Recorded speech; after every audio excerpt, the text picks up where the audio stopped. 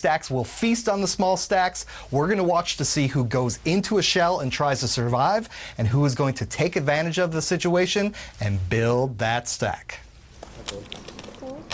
Back to action now at our feature table. Erik Seidel going to fold. Likewise, Nick Putt. Now John D'Alessandri also folds. Over to 55-year-old Nino Murata from Perth, Australia, with an ace-10. And he'll call 4,000. Curiously foregoing the raise. And fold around now to our short stack, Leo Boxell.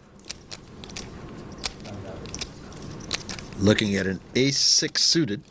He has just 37,000 left. I wonder whether I should invest a couple of grand or not. Or just wait. I wish I knew what was going on down there. Well, it's got a big bearing on what I do. And here is the vexing quandary of the short stack. I tell you right now, if the bubble had burst, the chips would be all in on this hand, but it's a case of what to do.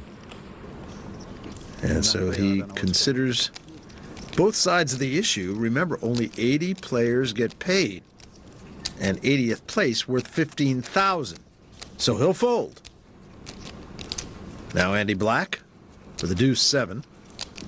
Late position. No one has shown any strength in front of him. Plenty of chips. Let's see if Andy Black wants to play some poker. Always. And he's going to raise it up. 20,000 to Nino Murata. I'm going to re-raise. No nonsense from Murata. He's got a big stack too, remember. He too can play some poker. So Black made a move. 40. Murata caught him, gave his wrist a little slap while it was stuck in the cookie jar, and with that 40,000 chip raise, this hand should be over. And he'll fold. Well played by Nino Murata. Takes in a pot worth about 86,000. And he shows Andy Black the ace. Two big stacks frolicking while the short stack sweated out. Well, back to the poker room where just 81 remain. And over on table 30, Charles Cuschieri has pushed his remaining chips all in. He's got an ace-3, and he's in danger of going out to the pocket jacks of the Frenchman, Jean Giannotti. Cuschieri now on the bubble. The flop is a queen 10-6. Cuschieri looking for running straight cards or an ace. The turn, a 7 of hearts. 3 aces are all that can keep Cuschieri in this tournament. The whole room is watching this river card. It is a 7. Cuschieri's going to finish 81st, 1 from the money. Great news to the rest of the field. Congratulations, you're in the money. Well, the room erupts, and the remaining players can now breathe just a little bit easier, knowing that all those hours of play have put some cash back in their pockets. Left finish running money. So the race to the big money gets serious when we come back. Welcome back to day 3 of the Aussie Millions from the Crown Melbourne here in Australia. Right now, Lucio Baroni is challenging a ruling that he was eliminated on the same hand as Charles Cuschieri. Baroni's awaiting the decision from tournament director Danny McDonough, who's looking into the matter. With all the players, you were on the same hand. You were waiting to see what happened to this guy. You're eligible for half, 7,500. I'm not making any further investigation. And there you have it. McDonough decides that Cuschieri will get some cash after all. He'll split 80th money with Baroni, and they'll both receive $7,500. So in the end, looks like everybody's happy, except for Lucio. Back to our feature table now.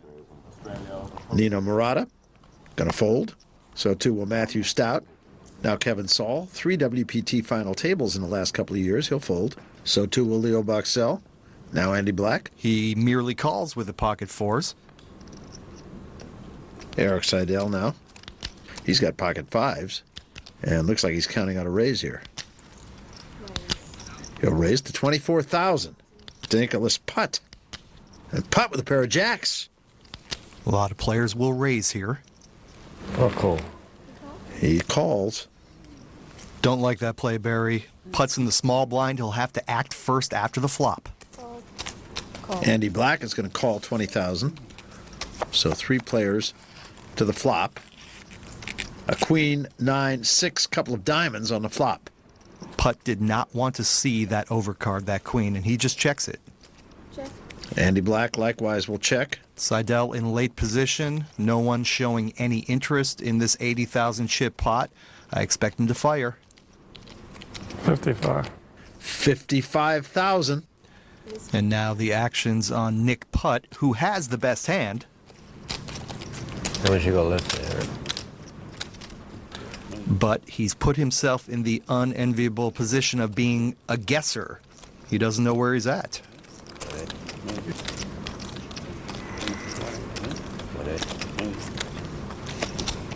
Well, I played it wrong, so I'm in. Well, he did, and he is. Now Andy Black. He folds.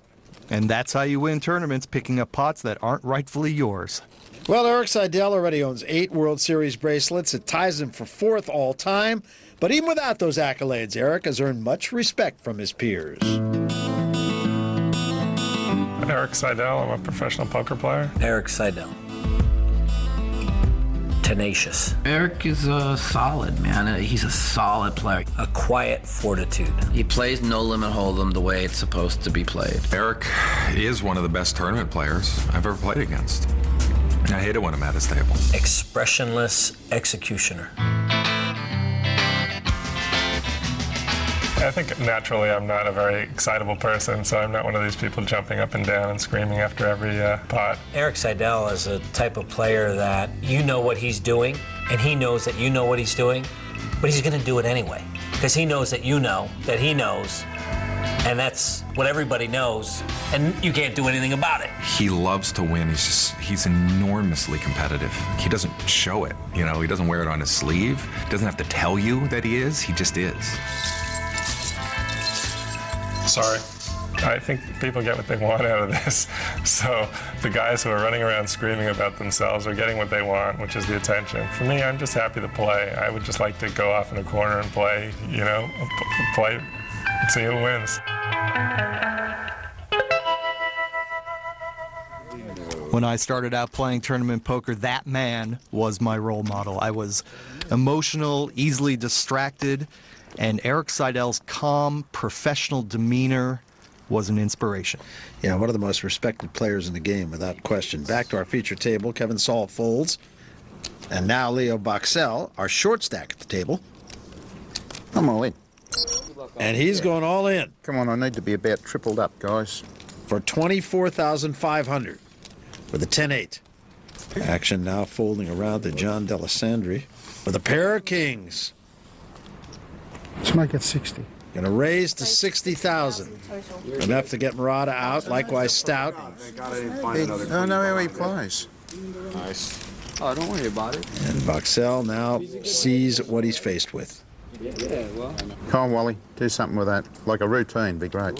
For those who are not zoologists, Wally is a wombat. Just a couple of 10s, a couple of 8s, a 10-8. And to the flop, ace 8-5. A little bit of help for Boxell. Come on, Wally, keep working on it, Like mate. Bon Jovi, you're living Come on on. a prayer. Find another 8.